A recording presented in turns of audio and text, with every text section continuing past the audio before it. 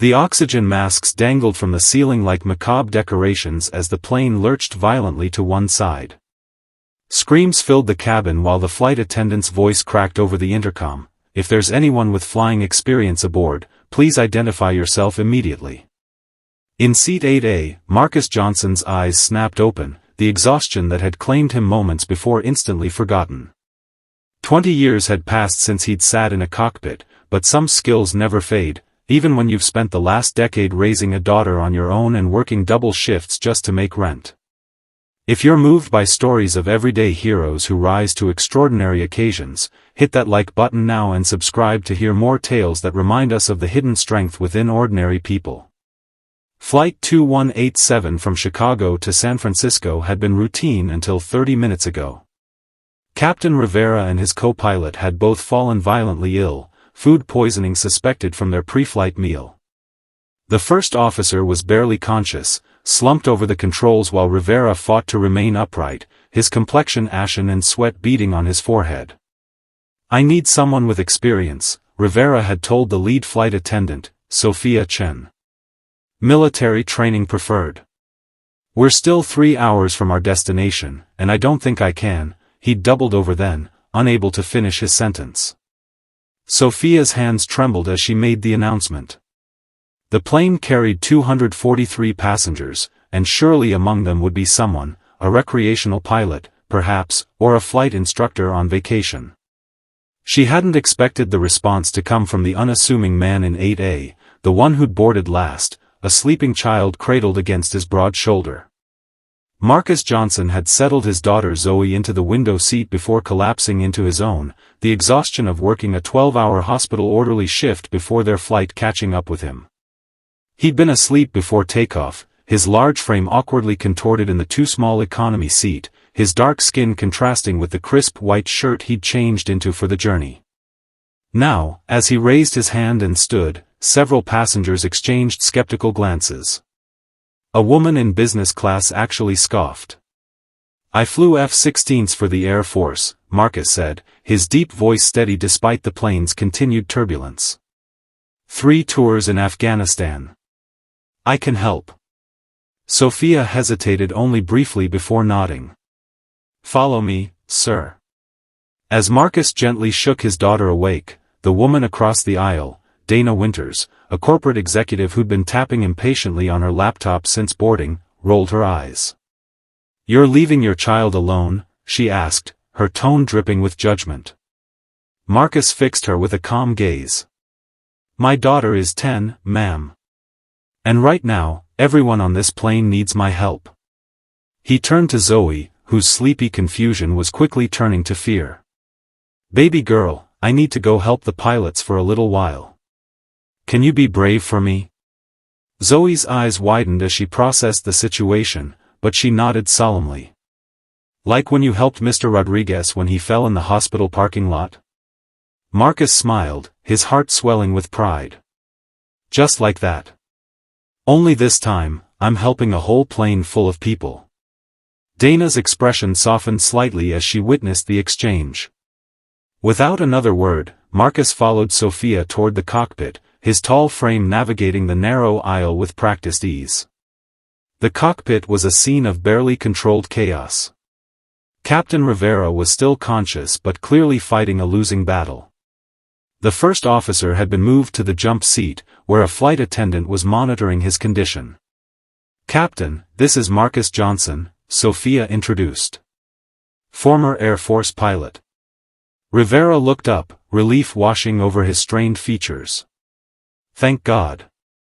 I need you to take over." "I can't," he was interrupted by another wave of nausea. Marcus moved immediately to the co-pilot's seat, his hands hovering over the controls as his mind raced through long-dormant procedures. "It's been almost 20 years since I flew anything, and never a commercial airliner," he admitted. Rivera nodded weakly. "Basics are the same. I'll talk you through it while I can. Air traffic control is aware of our situation." For the next 15 minutes, Rivera provided hurried instruction while Marcus familiarized himself with the Boeing 737's controls. The captain's condition deteriorated rapidly, however, and soon he too had to be helped from his seat. "You're on your own now," Rivera managed to say before being escorted out. "ATC will guide you in. You can do this." As the cockpit door closed, Marcus found himself alone at the controls of an aircraft carrying 243 souls. He took a deep breath, his hands steady as he gripped the yoke. "San Francisco Center, this is Flight 2187, he said into his headset. "Captain and First Officer are incapacitated. I'm Marcus Johnson, former Air Force pilot, currently at the controls." The controller's voice came back immediately. "Flight 2187, we copy. We're diverting you to Oakland International. It's closer, and we have emergency services standing by. Can you handle the aircraft?"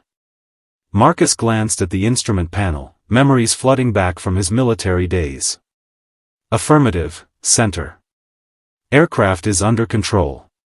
Request vectors to Oakland."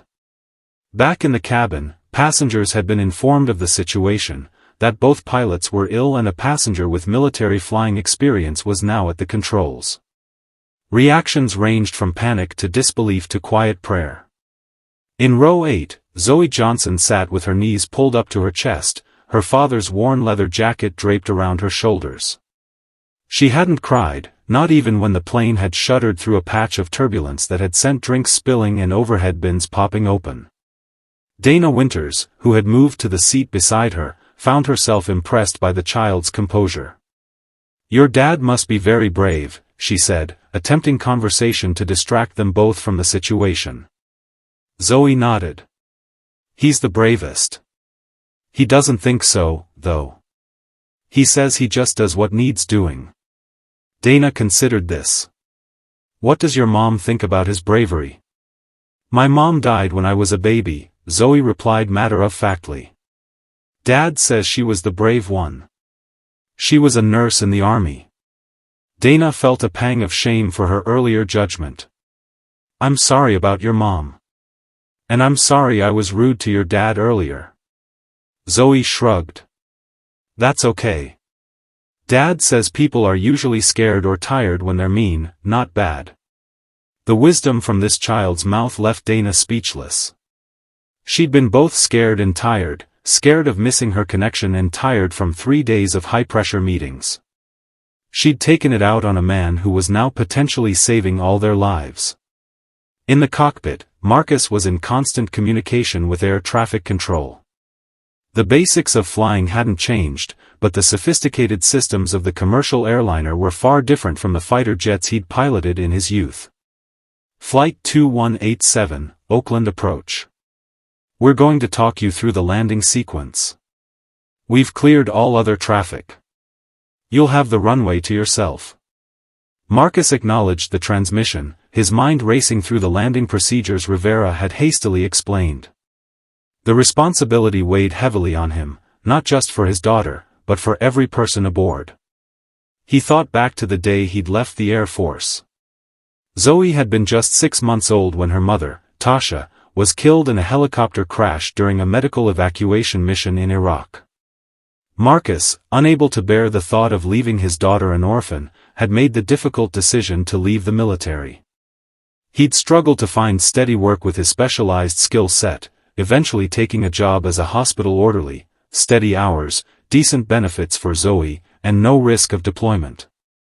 For years, he'd wondered if he'd made the right choice, if he'd wasted his potential.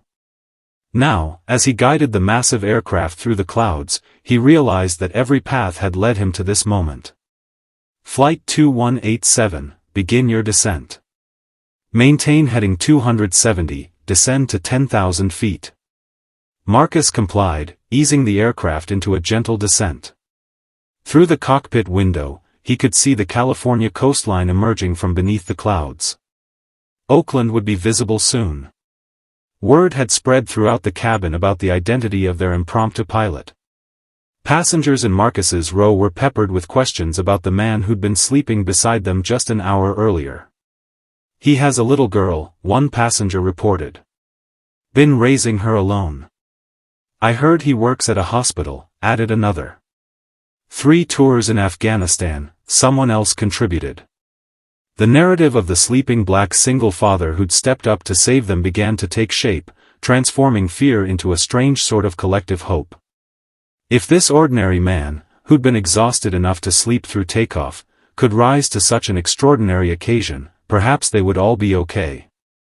Dana had become Zoe's unofficial guardian, her initial disdain replaced by fierce protectiveness. When the plane encountered another patch of turbulence, she'd instinctively put her arm around the girl's shoulders. "Your dad is doing great," she assured Zoe, though she had no way of knowing this. "We'll be on the ground soon." Zoe nodded, her faith in her father absolute. "I know. Dad always figures things out." In the cockpit, Marcus was preparing for the most challenging part of the flight, the landing. He'd landed fighter jets on aircraft carriers in stormy seas, but never a commercial airliner on a civilian runway. Flight 2187, Oakland Tower.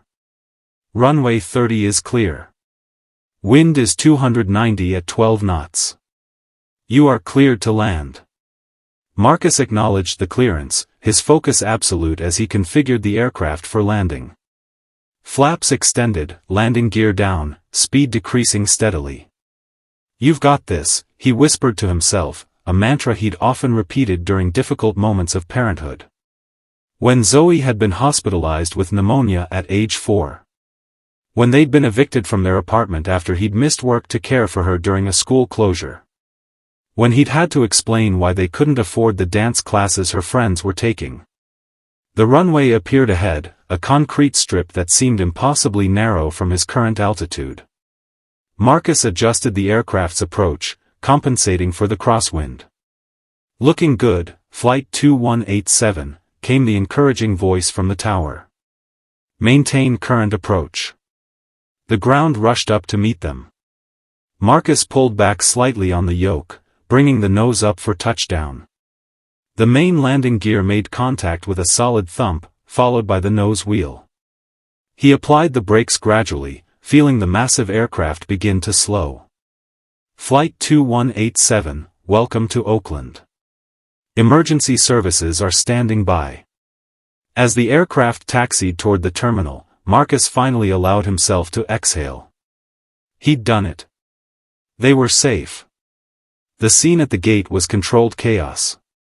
Medical personnel boarded immediately to attend to the ill pilots, while passengers were directed to a separate area for processing. News crews had already gathered, alerted to the emergency landing and the unusual circumstances surrounding it. Marcus, emerging from the cockpit, was met with something he hadn't expected: applause. It started near the front of the aircraft and spread rapidly, building to a standing ovation as he made his way down the aisle.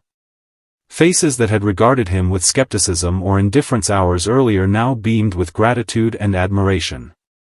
Hands reached out to touch his shoulder, to shake his hand, to offer thanks.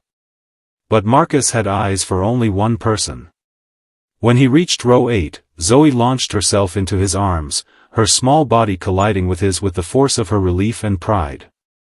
"You did it, Dad," she exclaimed, her arms wrapped tightly around his neck. "We did it, baby girl," he corrected, holding her close. "You were so brave." Dana Winters stood nearby, her earlier haughtiness replaced by genuine respect. "Mr. Johnson," she said, extending her hand. "Thank you doesn't seem adequate, but thank you." Marcus nodded, accepting her handshake. "Just did what needed doing, ma'am."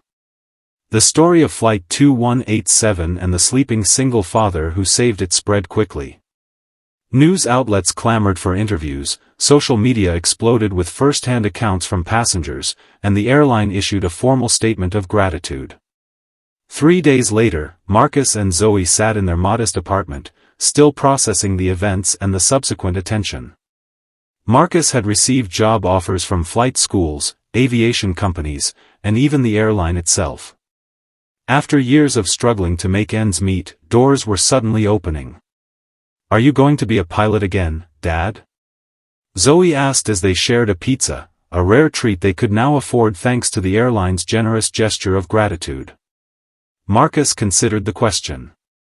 I'm thinking about it. The airline offered to pay for my recertification. The hours would be better than the hospital, and the pay. He shook his head, still amazed by the figure they'd quoted him. You should do it, Zoe said decisively. You looked happy when you came out of that cockpit.